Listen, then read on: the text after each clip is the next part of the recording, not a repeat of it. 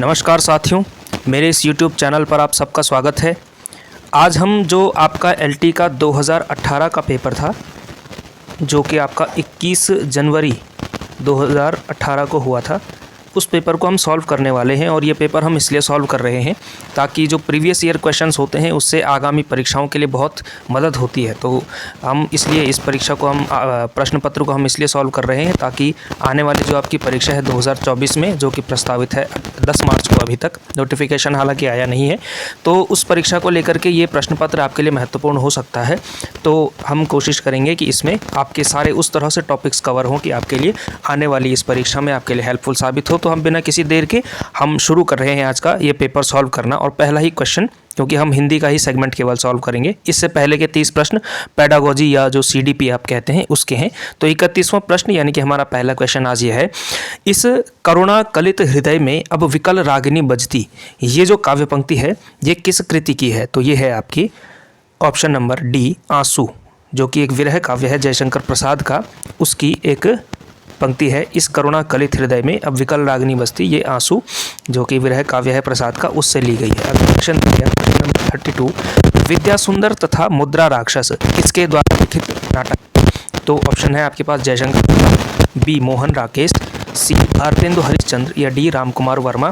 तो इसका सही उत्तर होगा विद्या सुंदर और मुद्रा राक्षस नाटक है option number C, Bharatendu Harishchandra के। ठीक है, अगला क्वेश्चन देखिए, यत शब्द का पुल्लिंग तृतीया बहुवचन का रूप क्या होगा? देखिए ये संस्कृत व्याकरण से रिलेटेड क्वेश्चन है, संस्कृत व्याकरण भी आपके लिए महत्वपूर्ण है। तो यत शब्द का जो पुल्लिंग तृतीया बहुवचन का रूप है वो होगा ऑप्शन नंबर डी, ये है।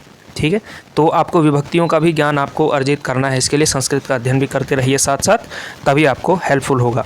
अगला क्वेश्चन देखिए, ये हिंदी की संवैधानिक स्थिति से ये प्रश्न पूछा गया है। तो एक टॉपिक आपका आता है हिंदी की संवैधानिक स्थिति, या फिर राजभाषा हिंदी भी कह सकते हैं हम लोग इस टॉपिक को, हिंदी की संवैधानिक स्थिति। ये टॉपिक भी आपको पढ़ना है कि संविधान में हिंदी के लिए क्या क्या प्रावधान किए हुए हैं, और सारे के सारे प्रावधान जो 343 से लेकर के 351 तक राजभाषा के लिए या हिंदी के लिए प्रावधान किए गए हैं, उनका अध्ययन आपके लिए ज़रूरी है। तो इसी से लेकर के लिखा गया है कि संघ की राजभाषा हिंदी होगी, यह भारतीय संविधान के किस अनुच्छेद में लिखा गया है?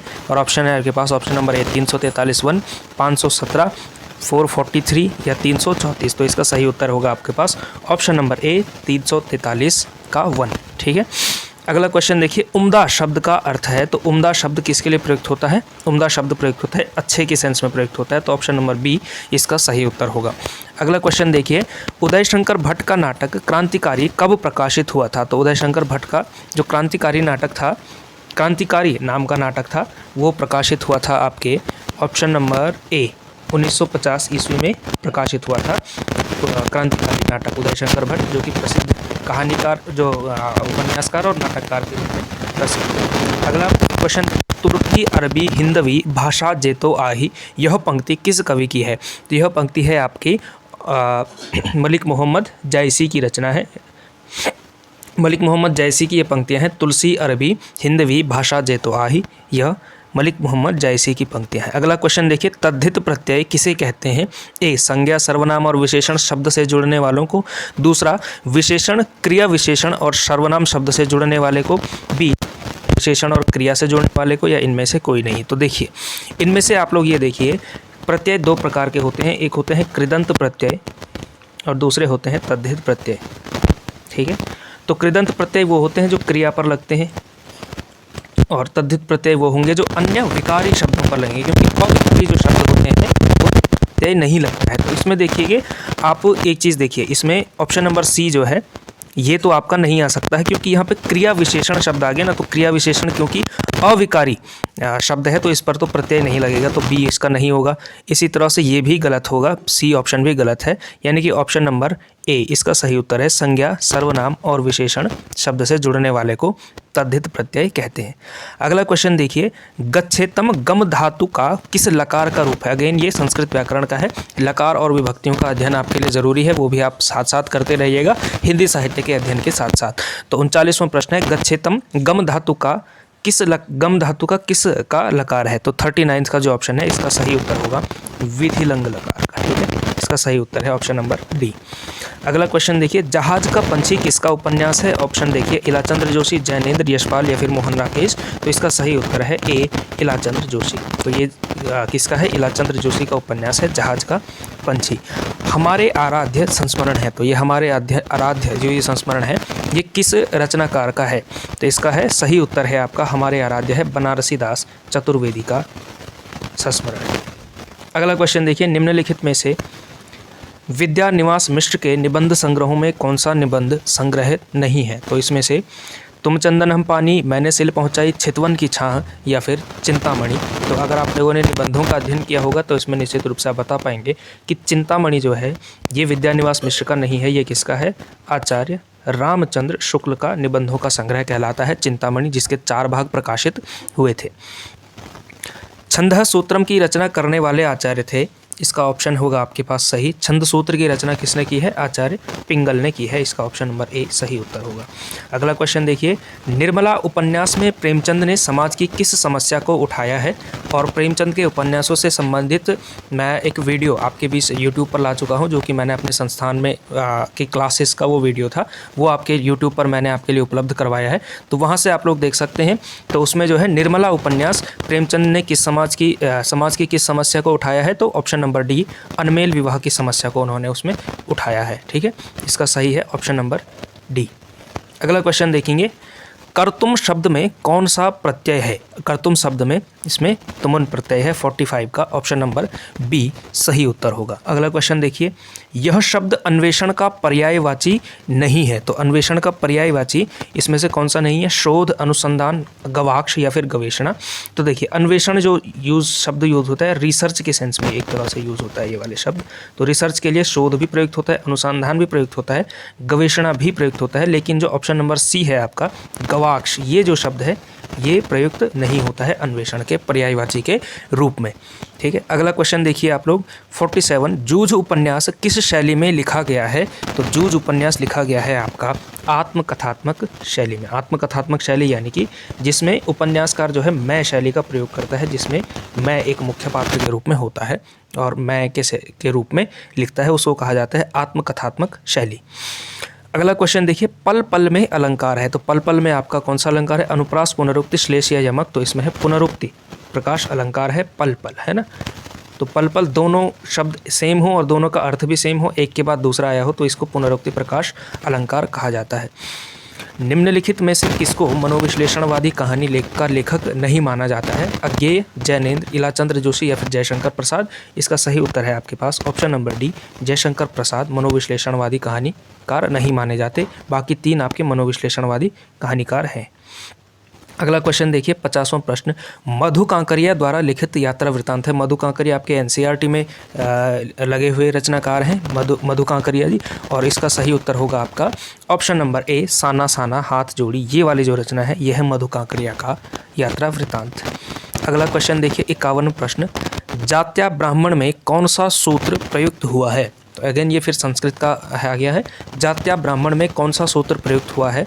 तो इसमें हुआ है आपका कर्त करणो यश तृतीया, ये वाला जो है ये वाला आपका इसमें सूत्र प्रयुक्त हुआ है। ऑप्शन नंबर बी नहीं, ऑप्शन नंबर सी इसमें प्रयुक्त हुआ है। जात्या ब्राह्मण है ना, तो प्रकृत्यादि व्यतृतीया उपसंख्यानम, ये वाला जो सूत्र है ये इसमें प्रयुक्त हुआ है। अगला क्वेश्चन देखिए, पथ के साथी संस्मरण। तो पथ के साथी है आपका ऑप्शन नंबर बनारसी दास चतुर्वेदी, कन्हैया लाल मिश्र, महादेवी वर्मा या फिर जैनेन्द्र कुमार। तो इसका सही उत्तर है 52वां का option number C, Mahadevi Verma. पथ के साथी, इसमें इन्होंने अपने साथी रचनाकारों का एक तरह से संस्मरणात्मक लेख इसमें लिखे हुए हैं, पथ के साथी। अगला क्वेश्चन देखिए, हिंदी साहित्य के किस युग को स्वर्ण युग कहा जाता है? तो हिंदी साहित्य के किस युग को स्वर्ण युग कहा जाता है? ऑप्शन नंबर ए आदिकाल, बी भक्तिकाल, सी रीतिकाल, डी आधुनिक काल। तो ऑप्शन नंबर बी भक्तिकाल को हिंदी साहित्य का स्वर्ण युग कहा जाता है। और किसने कहा है भक्तिकाल को हिंदी साहित्य का स्वर्ण युग? किसने कहा है ये आपको कमेंट सेक्शन में बताना है। ठीक है, कमेंट सेक्शन में बताइएगा कि हिंदी साहित्य के स्वर्ण युग भक्तिकाल को किसने कहा है। अगला क्वेश्चन देखिए 54वां प्रश्न, 19वीं सदी के भारतीय नवजागरण का जनक किसे कहा जाता है? भारतीय नवजागरण का जनक किसे कहा जाता है? इतिहास आपको थोड़ा बहुत इसका ज्ञान होना जरूरी है। नवजागरण पुनर्जागरण, क्योंकि भारतेंदु युग और द्विवेदी युग उससे जुड़ा हुआ है। तो 19वीं सदी का भारतीय नवजागरण का जनक माना जाता है आपका option number D, Raja Mohan Roy को, राजा राम मोहन राय को, सॉरी।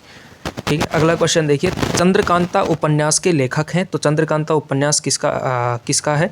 जयशंकर प्रसाद, प्रेमचंद, देवकीनंदन खत्री या फिर धर्मवीर भारती? तो option number C, Devkinandan Khatri का उपन्यास है चंद्रकांता। और इसी के बाद उनका ये, क्योंकि बड़ा प्रसिद्ध उपन्यास हुआ था, तो उसके बाद दूसरा उपन्यास इन्होंने लिखा था चंद्रकांता संतति, चंद्रकांता संतति। और चंद्रकांता उपन्यास के बारे में प्रसिद्ध है कि ये उपन्यास इतना प्रसिद्ध हुआ कि इसको पढ़ने के लिए दक्षिण भारत के लोगों ने हिंदी सीखी है। तो इस तरह की एक जो है इसके बारे में एक दृष्टांत मिलता है कि दक्षिण भारत के लोगों ने इस उपन्यास को पढ़ने के लिए कुछ लोगों ने हिंदी सीखने का अभ्यास किया था।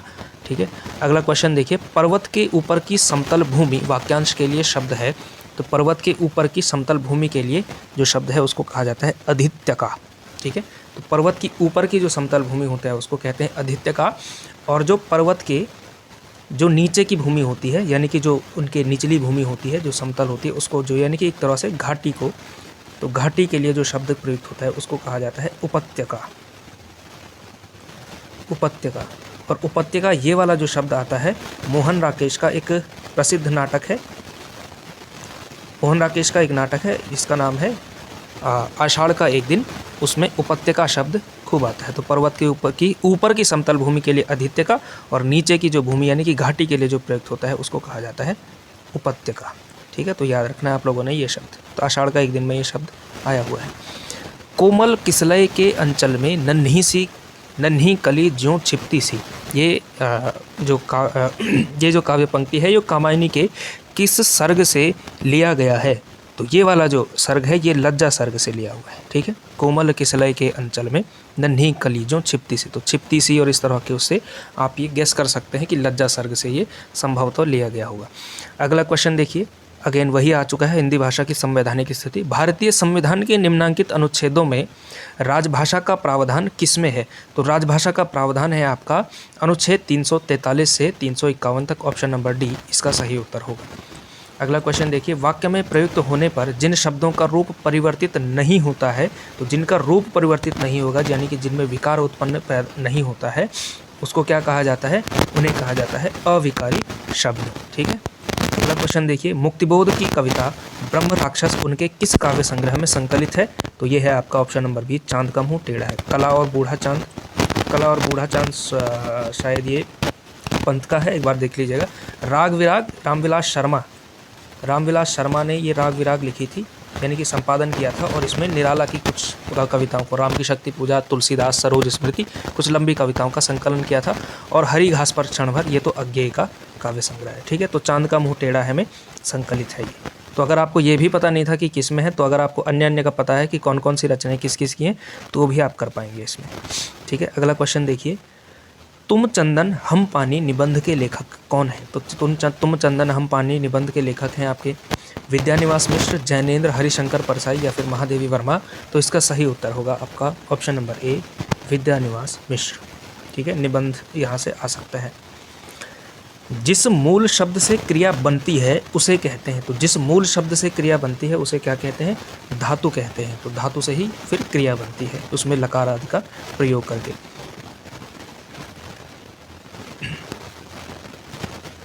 अगला क्वेश्चन देखिए कि बंबई के पश्चिमी तट पर, नहीं सॉरी इससे पहले, गंगोतकम में कौन सी संधि है? 63वां क्वेश्चन, गंगोतकम में कौन सी संधि है? यानी कि गंगा प्लस उदकम ये है, तो आ प्लस उ के योग से ओ का निर्माण हुआ है। तो यहाँ पे कौन सी संधि है? जब आ का प्लस इससे उ से ओ हो जाता है तो वहाँ पे कौन सी संधि होती है? ऑप्शन नंबर डी, गुण संधि वहाँ पर होती है। अगला क्वेश्चन देखिए, 64वां प्रश्न, बंबई के पश्चिमी तट पर बसे हुए बरसोवा गांव के मछुआरों की जीवन कथा को उदय शंकर भट्ट ने किस उपन्यास में वर्णित किया है? तो इसका सही उत्तर होगा आपका ऑप्शन नंबर सी, सागर लहरें और मनुष्य। सागर लहरें और मनुष्य ये जो उपन्यास है इसमें उन्होंने मछुआरों के जीवन कथा का वर्णन किया हुआ है। और एक और आपको ज़रूरी है जानना, वरुण के ये जो उपन्यास है ये नागार्जुन का है और ये भी एक तरह से मछुआरों के जीवन पर आधारित उपन्यास है। ये भी आपके लिए ज़रूरी है। वरुण के बेटे, ये भी उपन्यास ध्यान रखिएगा। निराला की बादल राग कविता कितने खंडों में विभाजित है? बादल राग आपके एनसीईआरटी में भी उसका एक हिस्सा लगा हुआ है और ये कितने खंडों में विभाजित है? तो 6 खंडों में विभाजित है। ऑप्शन नंबर डी इसका सही उत्तर होगा। अगला क्वेश्चन देखिए, राहुल सांकृत्यायन ने आदिकाल को किस नाम से अभिहित किया है, यानी कि आदिकाल का क्या नाम राहुल सांकृत्यायन ने दिया है? बीजवपन काल, सिद्ध सामंत काल, वीरगाथा काल, चारण काल। बीजवपन काल दिया है महावीर प्रसाद द्विवेदी ने, MP द्विवेदी लिख लेते हैं, ठीक है, ए वाला, ठीक है। सी वीरगाथा काल जो दिया है ये दिया है शुक्ल जी ने, ठीक है। और चारण काल ये शायद दिया है ग्रियर्सन ने, जॉर्ज ग्रियर्सन ने, जिन्होंने भक्ति काल को स्वर्ण युग कहा था। तो इसमें अब इसका सही उत्तर बच जाता है बी, सिद्ध सामंत काल राहुल सांकृत्यायन ने कहा है। सिद्ध सामंत काल बी इसका सही उत्तर होगा। राजभाषा की दृष्टि से भारत के राज्य कितने वर्गों में विभाजित हैं? तो इसका सही उत्तर होगा आपका ऑप्शन नंबर सी, 3 वर्गों में विभाजित हैं भारत की राज्य भाषाएं। अगला क्वेश्चन देखिए, द्विवेदी युग में कौन सा महाकाव्य लिखा गया है? तो द्विवेदी युग में कौन सा महाकाव्य लिखा गया? द्विवेदी युग में लोकायतन पंत की रचना है जो कि बहुत बाद में आकर के लिखी गई, ठीक है। कामायनी छायावाद युगीन रचना है। तो प्रिय प्रवास जो कि हरिऔध की रचना है, अयोध्या सिंह उपाध्याय हरिऔध, उनकी रचना है प्रिय प्रवास और वो लिखी गई थी आपकी द्विवेदी युग में, यानी कि 1914 ईस्वी में। व्यंजन संधि को संस्कृत में यह भी कहते हैं। तो व्यंजन संधि को साथ में क्या कहा जाता है? ये प्रत्याहार सूत्रों पर आधारित वो प्रश्न है। 69 का सही उत्तर होगा आपका ऑप्शन नंबर डी, हल संधि। हल संधि कहा जाता है व्यंजन संधि को। अगला क्वेश्चन देखिए, 17वां प्रश्न, निम्नलिखित में से गीति नाट्य है। तो गीति नाट्य इनमें से कौन सा है? उत्तर प्रियदर्शी, कारवां, सूखी डाली, इनमें से कोई नहीं। तो इसका सही उत्तर होगा ए, उत्तर प्रियदर्शी। और उत्तर प्रियदर्शी है आपका दुष्यंत कुमार, जो कि आपकी एनसीईआरटी में लगे हुए रचनाकार हैं और उनके जीवन वर्णन के समय पर उत्तर प्रियदर्शी लिखा हुआ है। तो दुष्यंत कुमार का गीति नाट्य है उत्तर प्रियदर्शी। अगला क्वेश्चन देखिए, राम की शक्ति पूजा कविता किस काव्य में संकलित है? तो राम की शक्ति पूजा है आपका अनामिका में, और अनामिका के भी भाग 2 में और ये वाला जो भाग आया था ये आया था 1939 ईस्वी में ये प्रकाशित हुआ था। तो राम की शक्ति पूजा इसमें आया था। और राम की शक्ति पूजा लिखी कब गई थी? तो 1936 ईस्वी में लिखी गई थी। अगला क्वेश्चन देखिए, न मुख है, न मस्तक है, न रूप है, ऐसे ब्रह्म के कल्पनाकार कौन है? तो इसका क्वेश्चन आप इस तरह से कर सकते हैं। देखिए, तुलसीदास, क्योंकि ये जो ब्रह्म है ये है एक तरह का निराकार निर्गुण ब्रह्म।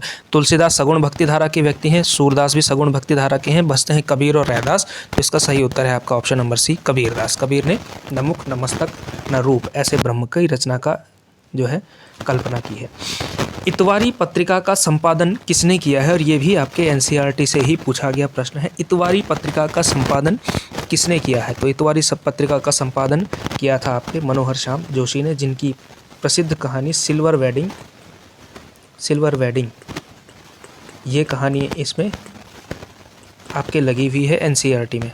अगला क्वेश्चन देखिए, जिन छंदों में मात्राओं की संख्या और क्रम का नियम होता है उन्हें क्या कहते हैं? उन्हें मात्रिक छंद कहते हैं। और जिसमें वर्ण होता है, वर्ण का ध्यान रखा जाता है, प्लस गण का क्रम जिसमें चलता है उसमें उसको कहते हैं वार्णिक छंद।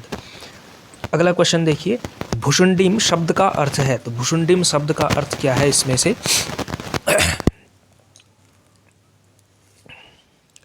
ए अग्नि, बी रात्रि, डी बंदूक, या फिर डी स्वर्ण। तो इसका सही उत्तर है आपका ऑप्शन नंबर डी, स्वर्ण।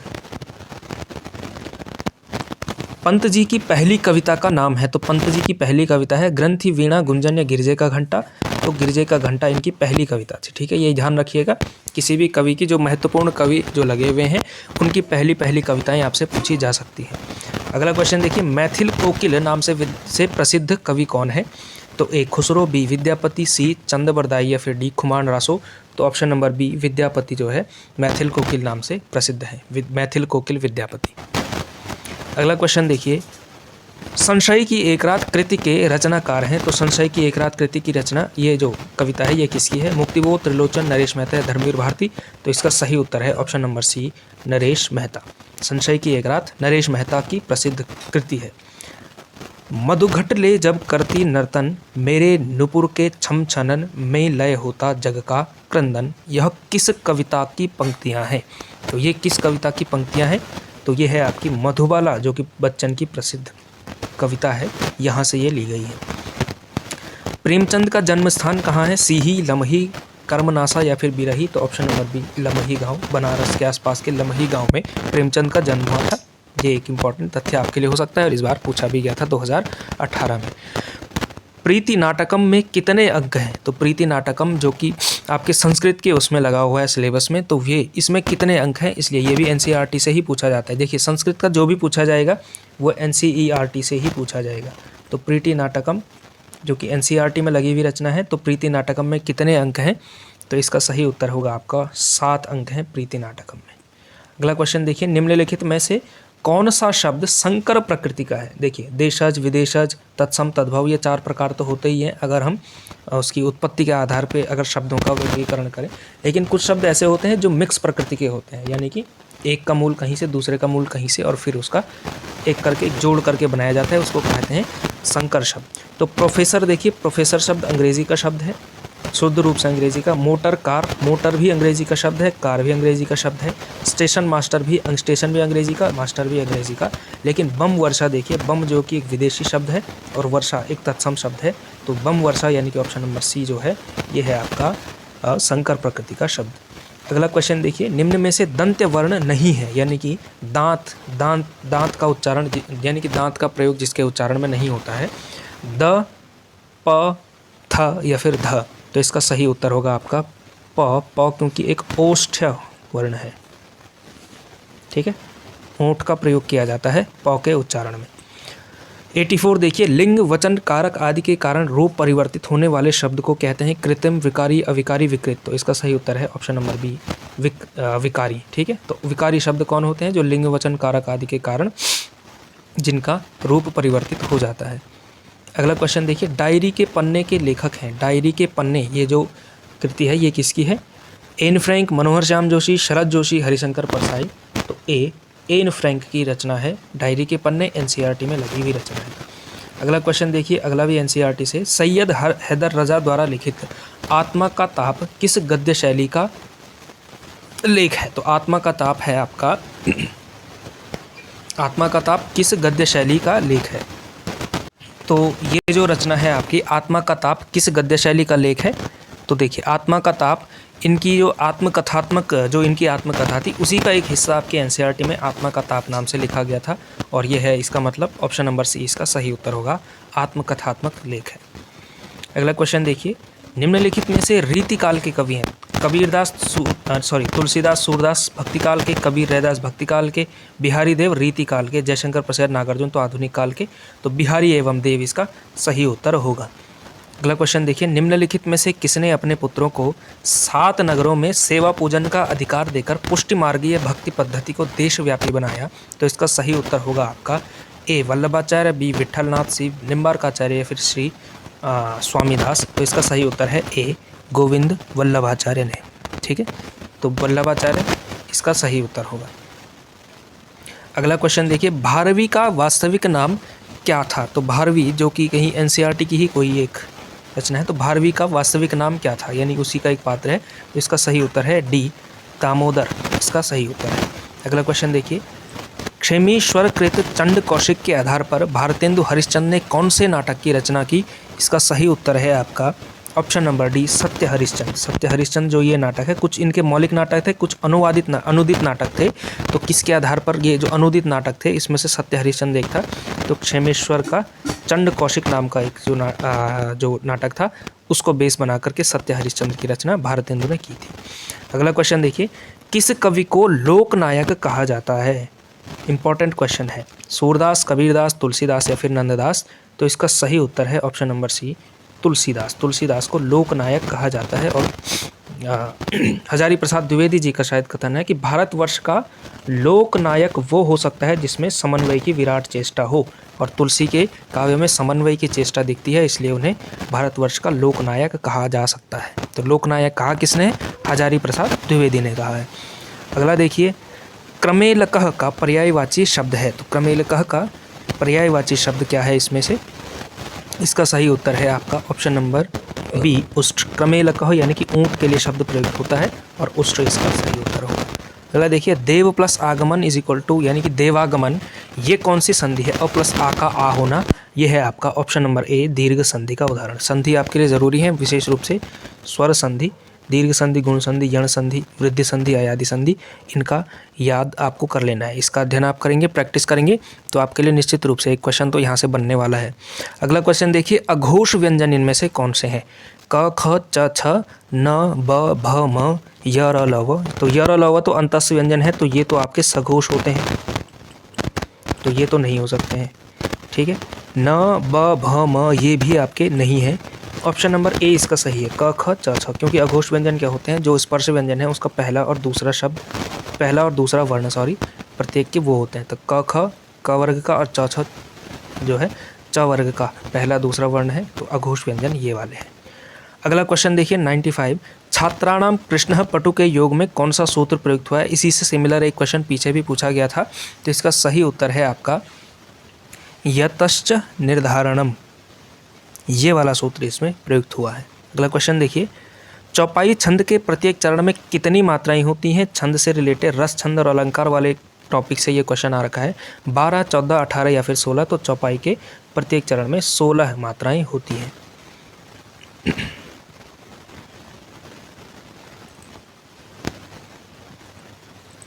अगला क्वेश्चन देखिए,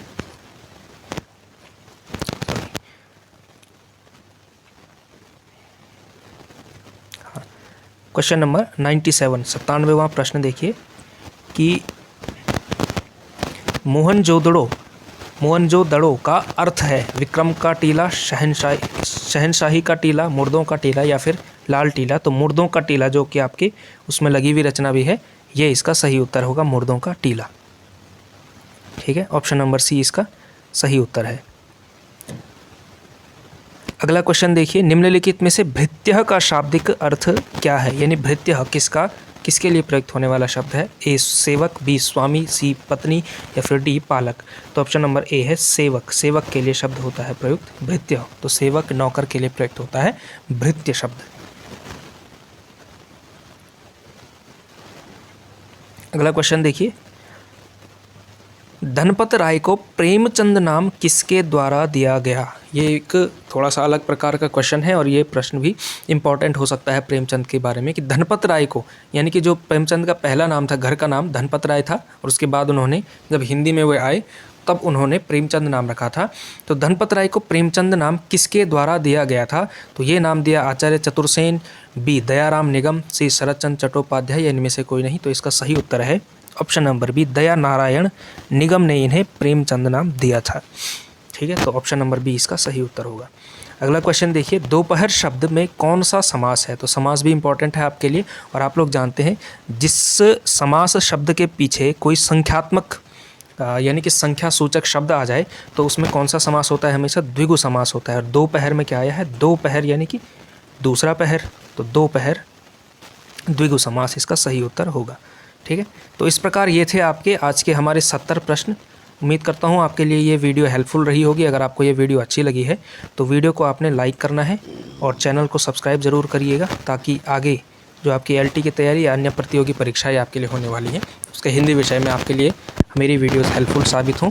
तो फ़िलहाल के लिए आपका बहुत बहुत शुक्रिया, और वीडियो को लाइक कीजिए और चैनल को सब्सक्राइब ज़रूर कीजिए। Thank you.